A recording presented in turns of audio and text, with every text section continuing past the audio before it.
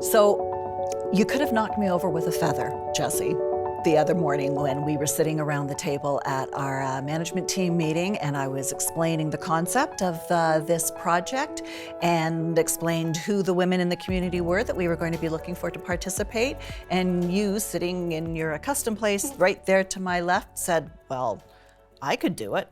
What's interesting is Family Transition Place is celebrating the 35 years, and this April it will be 35 years since I graduated from university, my Bachelor of Science with a major in computer science. And at that time, I have to say, there weren't a lot of women in my classes. So by the time that you finished and graduated, you were a bit of a rare breed, an anomaly in that whole program. Yes, a bit of an anomaly. My first interview while I was still on campus, just about to graduate, was with a major Canadian technological company. And having the name Jessie, I think, might have thrown them off a little bit, because when I showed up for my interview, the gentleman interviewing me looked a bit surprised to see me, and then proceeded to ask me if I planned on getting married and having children. I never heard back from them. And I applied at a major telecommunications company. Drove the 4 hours to the interview, walked in and had the gentleman interviewing look up and go, "Oh, I didn't know you were a woman. The last person we hired was a woman and she got pregnant and left. I'm not hiring another woman, but I have to interview you now that you're here."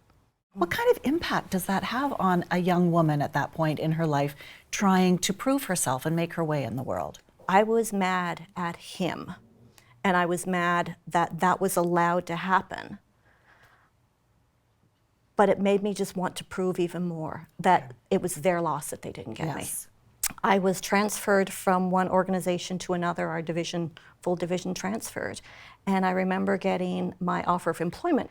And when I looked at it, and we confirmed the figures were right, just by transferring to another organization, I got approximately a $10,000 annual raise. $10,000? $10,000. I had been underpaid compared to my male peers.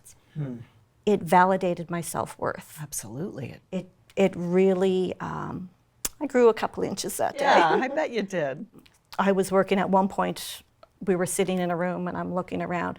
It was myself and 17 men in the division. It never dawned on me that it was non-traditional.